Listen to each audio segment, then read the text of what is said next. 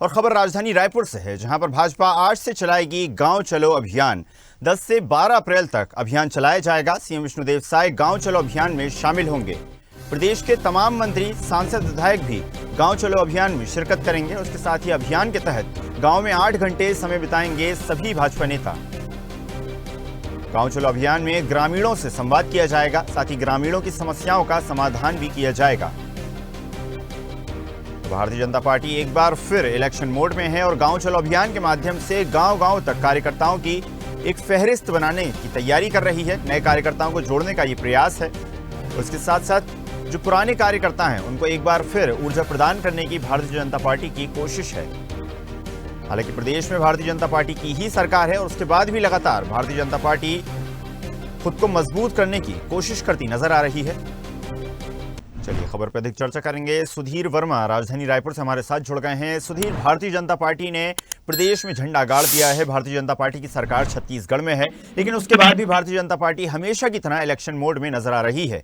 गांव चलो अभियान की शुरुआत की जा रही है। गांव-गांव तक कार्यकर्ता निर्मित और जीवित करने की यह कोशिश है। किस तरह से समझा जाए भारतीय जनता पार्टी के इस अभियान को?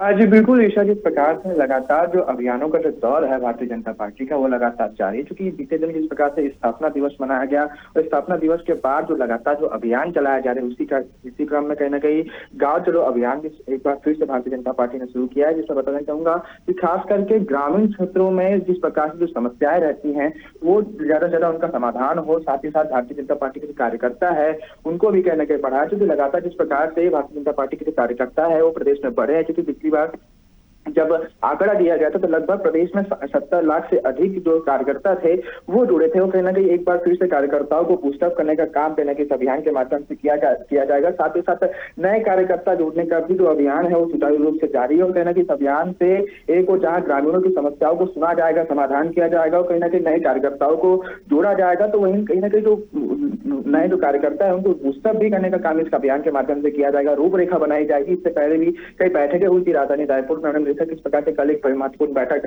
संपन्न हुई, जिसके बाद कहीं ना कहीं जो अभियान है उसको कहीं ना कहीं तेजी मिलेगी। क्योंकि लगातार जिस प्रकार से अभियानों का जो दौर है वो लगातार जारी है और कहीं ना कहीं जिस प्रकार के अभियानों के माध्यम से जन समस्याओं को सुनना, साथ ही साथ भारतीय जनता पार्टी के कार्यकर्ता है नए और पुराने दोनों को कहीं ना कहीं बूस्टअप करने का काम एक बार फिर से लगातार जारी है। खास है कि इस कार्यक्रम के माध्यम से प्रदेश के मुख्यमंत्री विष्णुदेव साय भी ग्रामीण क्षेत्रों में जाते हुए नजर आएंगे। कहीं ना कहीं ग्रामीणों की समस्या सुनते हुए नजर आएंगे। साथ ही साथ तमाम जो जनप्रतिनिधि, जिन्होंने विधायक, पंचायत समेत कई ऐसे जनप्रतिनिधि है जो लगातार क्षेत्रों में जाएंगे, कहीं ना कहीं गांवों की समस्या सुनते हुए नजर आएंगे। कहीं ना कहीं ग्रामीणों की जो समस्या है तो लगातार एक बड़ा विषय हमने देखा कि विधानसभा चुनाव में नजर दिया था। कहीं ना कहीं समस्याओं को एक बार फिर से सुनने का जो दौर है वो कहीं ना कहीं शुरू हो चुका है। और प्रदेश में भारतीय जनता पार्टी की सरकार है तो मान सकते हैं कि अब उन समस्याओं का समाधान करने के लिए भारतीय जनता पार्टी कहीं ना कहीं अभियान चला रही है। कहीं ना कहीं अभियान के माध्यम से एक बार फिर से ग्रामीणों की जो समस्या है उनको सुनकर उनका समाधान करने का प्रयास कहीं ना कहीं भारतीय जनता पार्टी करते हुए नजर आ रही है अभियान के माध्यम से। ईशा, सुधीर, बिल्कुल जिस तरह से आपने बताया कि लगातार भारतीय जनता पार्टी एक बार फिर कार्यकर्ताओं को जोड़ने के लिए अभियान चला रही है, लेकिन अगर